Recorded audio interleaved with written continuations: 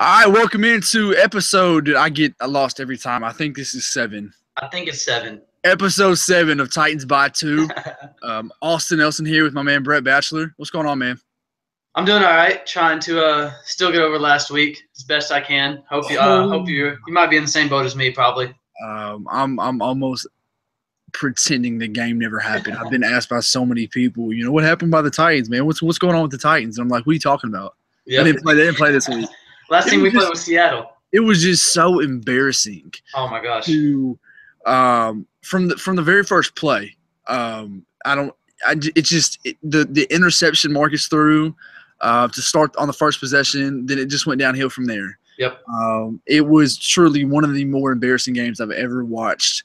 And that says a lot because the Titans have been bad for a long time. Honestly, it's probably the worst game since 2009 when we lost 59, or when the Titans lost 59-0 to the Patriots. That snow game late in the season. That's the worst game that I can think of probably to this date. Yeah, I mean, besides that, when the Titans were bad, that's when they lost to the Patriots 59-0 back in 2009. So they weren't very good then. This is a better roster than it was then. Right. So I think I'm with you. This game probably was more embarrassing than that one. I would agree with that. And I mean, back when they played the Patriots, it was in the snow, and the Patriots are better at doing that. It was the end of the Fisher era. Yeah. So that's back then, and this is now, and we saw the debacle. This is a murder that we witnessed on Sunday, and it just so happened that it was the Tennessee Titans that were a part of it and got killed by a rookie quarterback in his third career start. Yeah. So the shirt, though, if people who are going to watch this, all right. So this shirt is actually, I got this from Twice Dailies, a gas station. Okay, I bought a case of beer. So the new limited edition Titans cans. The Bud Light cans? Yeah, the Bud Light cans. I bought a case of those. So when you buy a case of those, you get a free T-shirt. And I didn't know that. Yeah, so it's pretty dope. I mean, it's a cool shirt to wear. So it looks good, yeah. Yeah, and to be honest, I did not mean to put it on because of the podcast. I threw it on by accident. All sizes or just whatever they give you? I said a large, and he threw me a large. So that's cool. That's good. Probably, I don't know. Maybe you can check out the local Twice Dailies. Yeah. So just dive in. What did you notice from the game? Obviously, there's nothing good to take from it. So what are you pissed off about the most? Really everything. I mean, seriously, dude. I mean, it was not good at all. The Titans went so far to playing bad that on first take, they asked which Texas team had the better quarterback, Dak Prescott or Deshaun Watson, and Deshaun's barely started 3 games. Before the season even started, we didn't even know when Deshaun was going to start. So I mean, if you look at the offense, the defense was, awful. And you look at the offense too, the offense was just as bad. Marcus was really the only source of offense the Titans had, and he still didn't do very good. Marcus went 6 of 10 for 96 yards and threw 2 interceptions, with 1 interception being on the first possession of the game. 4 rushes for 39 yards, and he ran for the only 2 Titans touchdowns. That sounds awful, but then you put it even more in there. Titans didn't rush for 100 yards as a team. They only had 4 receivers catch balls. Only 4 different receivers catch balls, so not good at all. And if you put Mariota pre-injury before he went out of the game, and when Castle comes in, you combine those two, they went 10 for 20 for 109 yards, no touchdowns, 4 thrown interceptions, and 1 fumble that was lost that Matt Castle had. So really, you look at it, and I have more stats written down that we can expand on later on in the podcast, but everybody looks at defense. They let up 57 points, and that was so bad, but the offense was honestly probably equally as bad. Absolutely. Like I said from the get-go, when Marcus threw the first interception, it was just off. It wasn't a good pass to Delaney. And that's one of those things that Marcus does not do anymore is throw, he's done it a few times this year, to be honest with you. In the Jacksonville game, we saw the interception. I don't know what's up with that, but it's just he's not playing as sharp as he usually is. Nope. We've noticed smart. We've noticed this from Marcus before, where he'll go on these stretches where he's not the brightest, and the most talented. And then he'll go like on a 9-game streak where he's the hottest quarterback in the NFL. And so let's hope that's what's going to happen. But it's, right. I mean, it's not the way it's looking. Let's break this down real quick. I'm looking at the team stats. So total yards, the Titans were outgained by the Texans, 445 to 195. First downs, Houston 33, the Titans 9. 9, dude. 9. Total plays, Houston 78, Tennessee 41.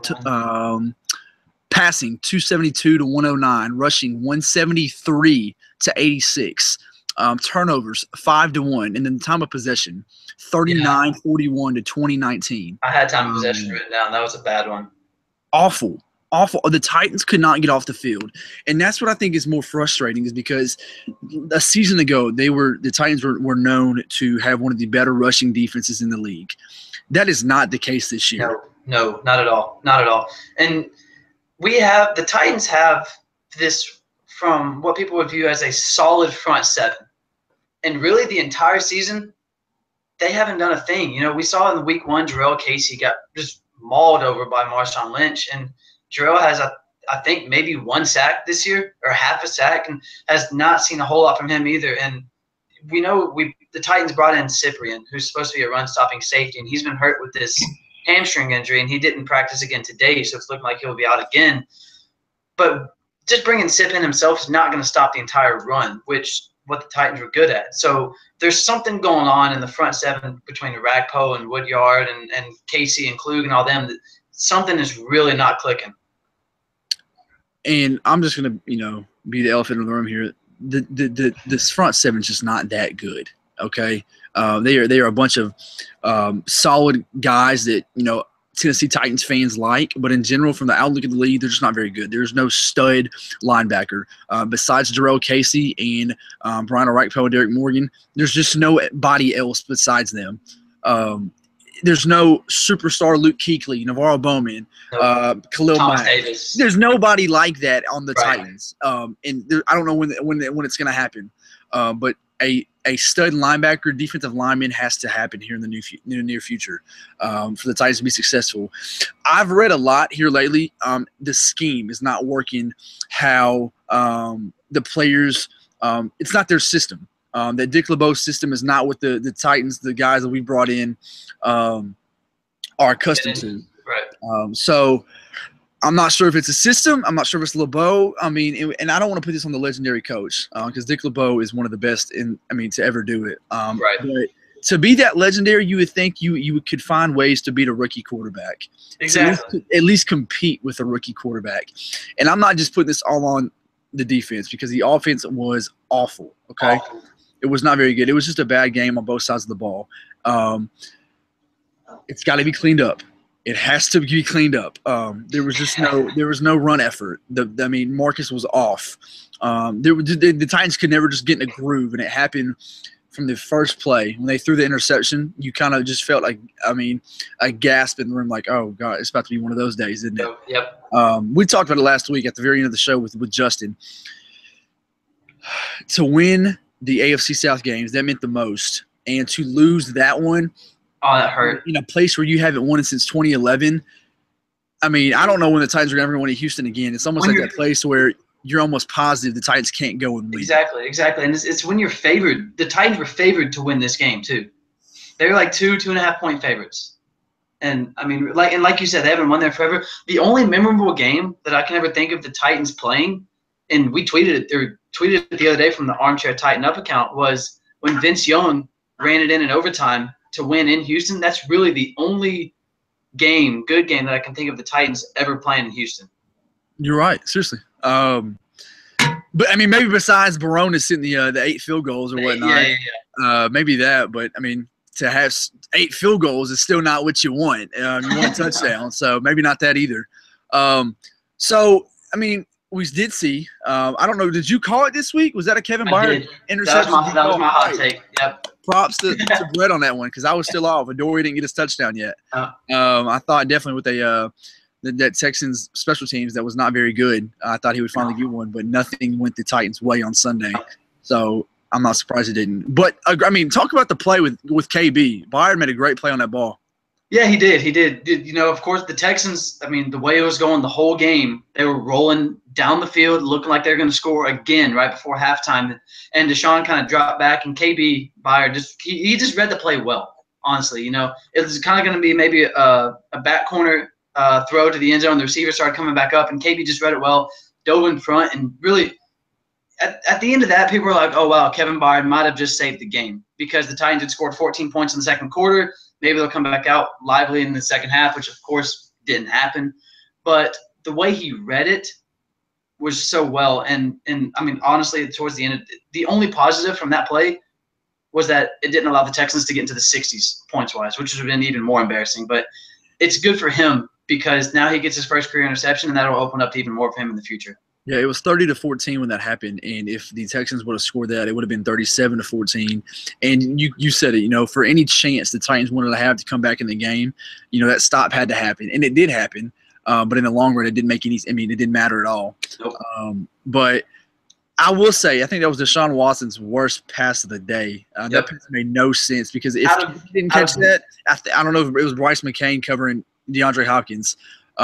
But that pass was not which doesn't make any sense. But yeah, no, we can hit on that too. But the pass though was not getting to Hopkins at all. I mean, like you said, it probably would have been incomplete. But the way that he read the play to get over there and get the interception was what was good. Absolutely. You kind of just hit on.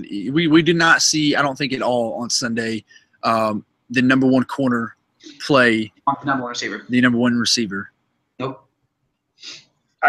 Why? Why you just paid the man so much money to come cover number one receivers, and then you had your nickel guy cover DeAndre Hopkins? Slot guy, yeah. If I was any team going forward, I would throw to my number one guy every day because if that's going to happen, if you know McCain is going to cover number ones from now on, number one's going to have their day. It'll be a field day every week. Next, it's Jarvis Landry and Devontae Parker. Okay, that's not an easy task with the young corners. Kenny Stills, right. Julius Thomas. So it's not going to get any easier from here on out. So the Titans have to clean that up, and Bryce McCain cannot cover number ones. No. Period. No. Okay, he tried to cover one of the best receivers in the game and had no luck. Just got bullied by these guys. So the whole game. All in all, just a very sloppy, very poor, embarrassing is the word. Oh, and you kind of hit on it, you know, with the division games and going into Houston. We've hit on this almost every single episode that we've had. If you want to win the AFC South, you have to beat the other teams in the AFC South. And continually, it seems like the Titans just can't get over that hump for some reason. You know, they haven't beat the Colts in – shoot, I don't even know how many years it is now. I mean, just to put it in perspective, Andrew Luck has never lost to the Titans. That's how many years it's been. You know, and last year the Titans split with the Texans, split with the Jags, and ultimately that was the reason why the Titans didn't make the playoffs last year was because of the division record. And, you know, this was a good week to move to 3-1, take the division lead full time, and they just didn't be able to do it. So now the Titans are tied with the Texans and the Jags in the division because the Jags beat the Texans, Titans beat the Jags, but the Texans beat the Titans. Yeah. So it's this whole little three-way circle that's going on right now that allows everybody to be tied for the division lead. And this is before Andrew Luck's getting back too. Exactly. Practice for the first time today. So if Andrew Luck comes back and just starts playing well and balling, you know, the Colts could be right there in the mix again too. But I think they could be fighting with the Jags for that third-place spot, in my opinion, because the Colts are still bad. Right. Their only win this year is over the Browns so far. Even with Andrew Luck, the Colts will still be bad. He makes them better, but they will still be bad. So moving on, let's talk about Marcus. He got a little beat up on Sunday, injured his hamstring. He threw that second interception on a hurt hamstring. Right, and get through the ball. Couldn't really tell. Nobody knew what happened until after he came out the game, and you see Matt Castle throwing passes. We were all kind of confused what happened. We finally found out it was a hamstring, and we prayed that it was nothing more serious than that. Seriously, on Monday, the MRI was it's just a day-to-day hamstring pull kind of thing. Right. Marcus was limited in practice today. That's a good sign that he practiced, though. It is, yeah. He was just more of self reps kind of thing. No team reps. to kind of get him, out there and working and moving the hamstring. But it's a good sign. Will we see him on Sunday? Who knows? That's up in the air. I think the more he practices all week, he gets comfortable. Malarkey said it today. Marcus doesn't have to practice to play, period. No. He doesn't need to. This is the kind of guy he is, the kind of a player he is too. So if he doesn't practice all week and Castle and, Brandon Weeden on this takes reps, it's still not going to matter. Let's hit on that real quick. What was your first initial thoughts when you heard Brandon Weeden was signed by the Tennessee Titans? Out of the people that the Titans worked out, not really a huge surprise. Honestly. No, I agree. Yeah, I mean, out of the guys he worked out, I might have chose Matt Barkley over Brandon Weeden, but right. I mean, it was Matt McGloin, who we saw last year in the playoff game for Oakland against Houston, could not run the offense. It was Matt Barkley, who just hasn't really panned out in the league. TJ Yates, who's kind of been a career backup, honestly, and played a little bit in Houston as well. And then Brandon Weeden, who's also kind of been a career backup. So none of it was really a good, I guess you could say, opportunity for the Titans for any possible starting quarterback while Marcus is out, just because of how Castle looked. But out of those 4 guys they worked out, not really surprised that it was Weeden. Should the Titans look at Colin Kaepernick? I honestly thought that the Titans might work him out just to see what he could do.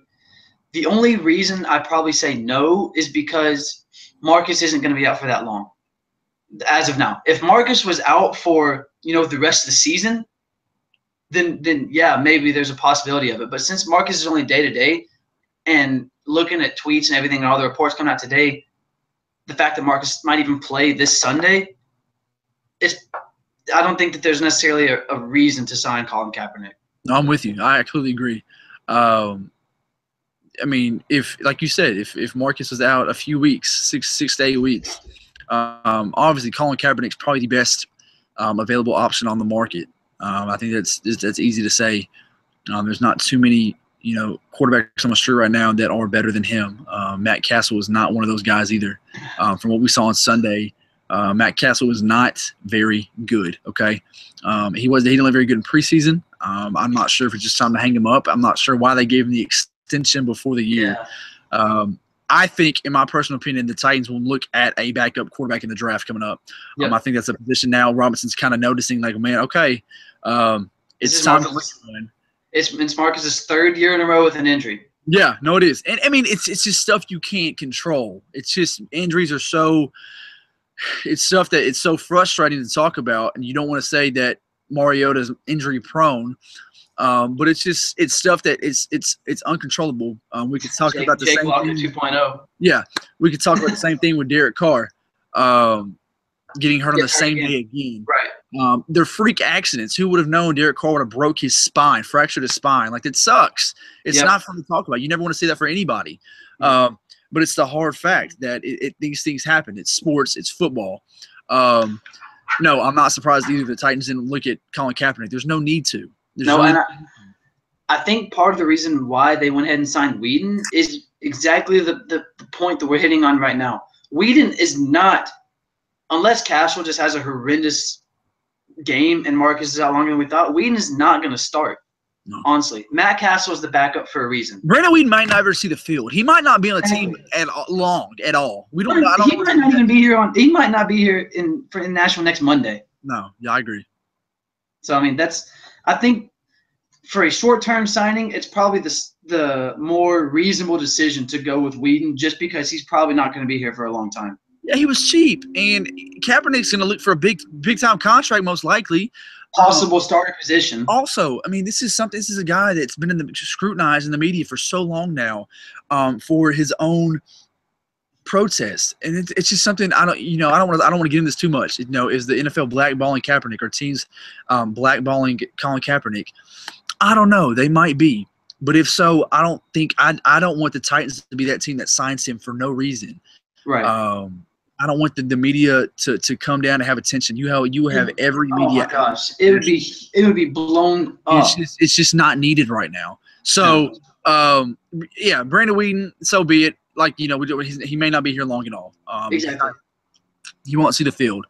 So, it is what it is. And on to Miami. On to Miami. On to Miami. Thankfully. Brett Batchelor, Austin Nelson, give us a follow on Twitter at Armchair Tighten Up. We'd appreciate it. The podcast is here every Thursday. Just about every Thursday. So check us out. I know we're on iTunes. So Titans by 2 is the name.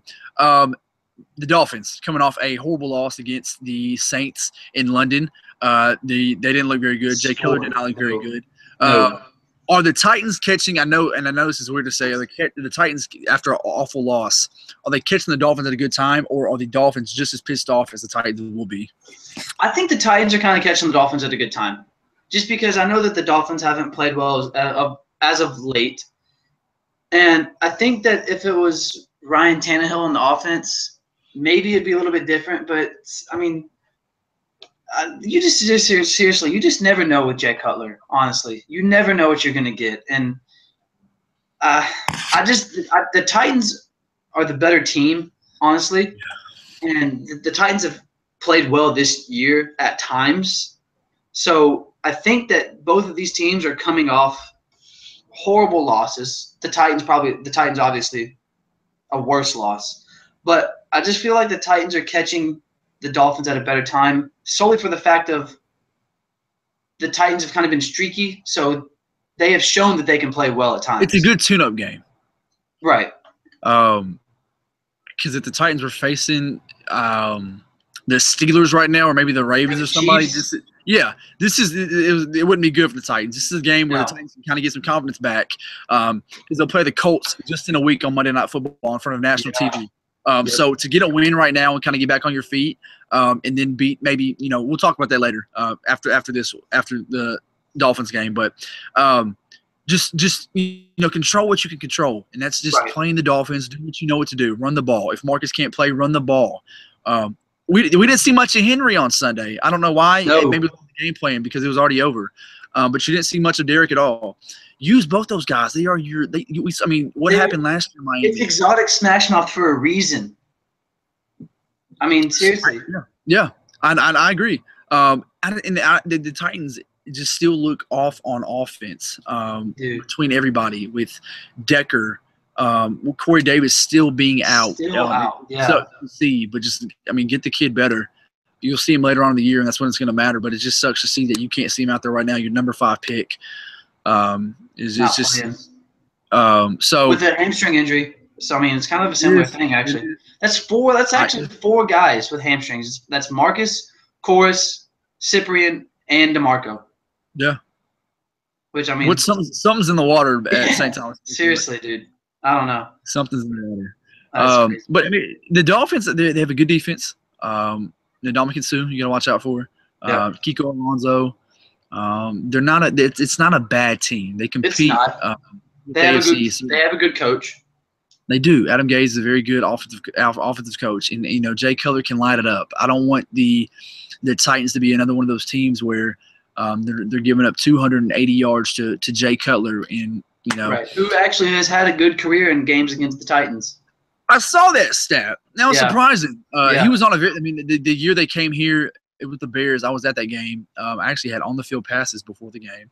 And kind of was down there with Jay Cutler and on this because I'm a Vandy fan too. Right. So I'm always been a Jay fan. You always got to be a Cutler fan. If you're a Vandy fan, you're a Cutler guy too.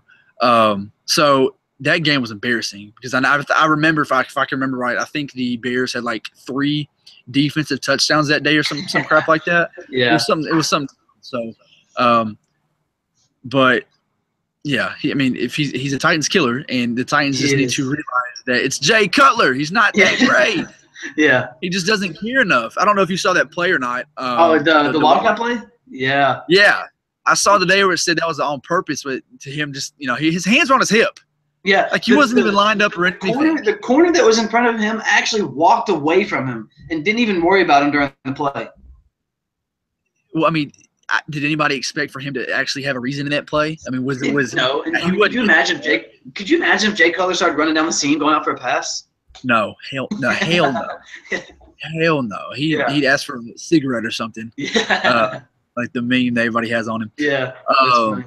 So, man, the Titans, they just have to get back on track on Sunday. It's a big game for them. Every game is a big game to keep going. But this in particular, this could not, I wouldn't say change the season, but it's a step to get back on the right track. And, you got to keep the wins coming.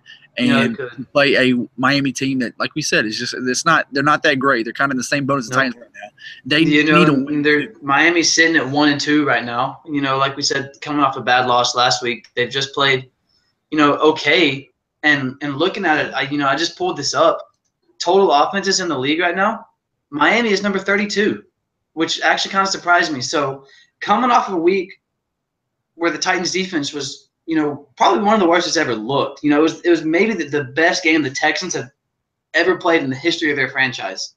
It was most points they've ever scored. So with Miami right now, according to this stat sheet, being the worst ranked offense in the league, this is a good week for the Titans defense to step it up and really play better and grow more confidence as the year goes on. I agree, and I didn't know that either. That's a good stat. I didn't know they were last in the NFL in offense. So don't let this be the week where they get 400 yards on offense. And I truly don't think this is the week either for that to happen. Right. Titans have. Granted, though, real quick, one reason why they might be last is because that week 1 they got postponed. Very true.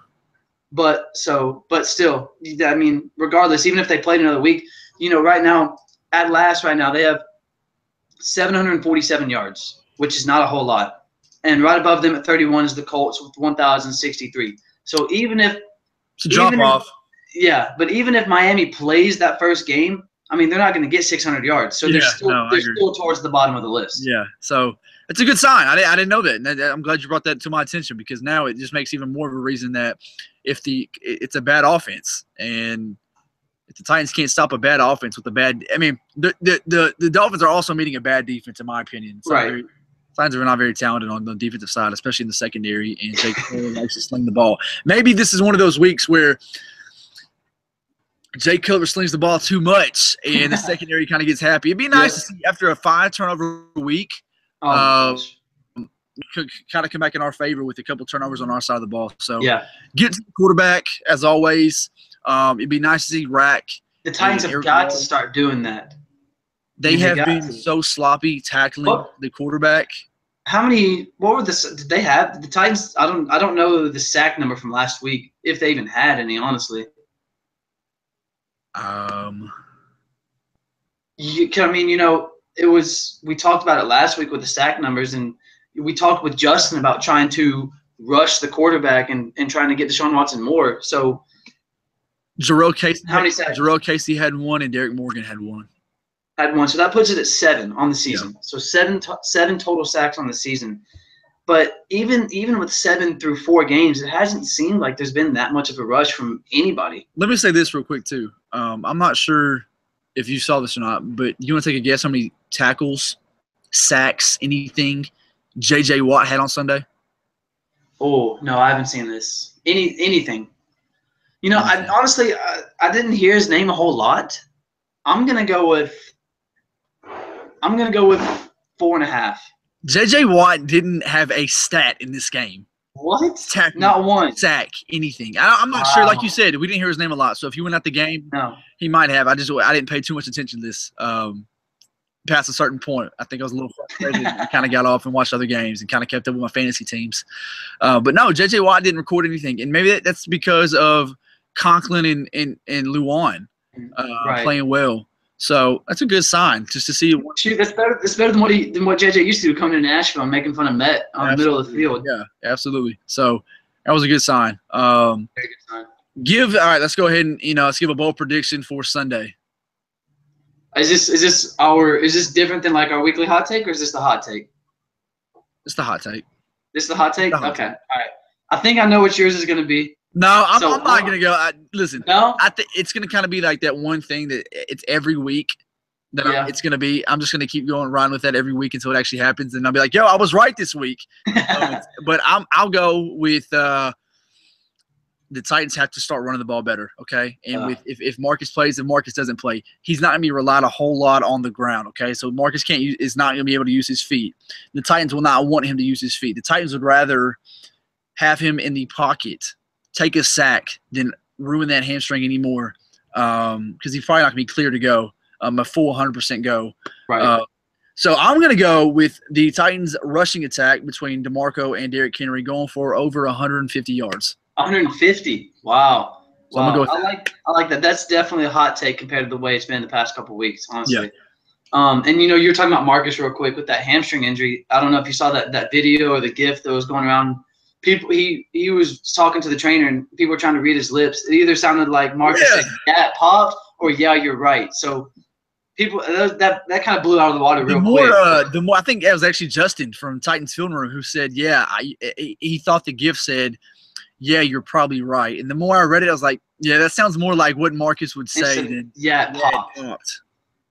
But, okay, so my hot take, yours was they rushed for over 150 yards. So you went offensive side of the ball. Last week I went defense. I'm going to stay defense this week. I'm going to say with Miami, like I said, being last in the league in offense, last week I predicted Kevin Byers was going to get his first interception. He did. This week, I'm going to say Adoree Jackson gets his first career interception. I like that. It's about time. It is. Something's bound to happen for Adoree.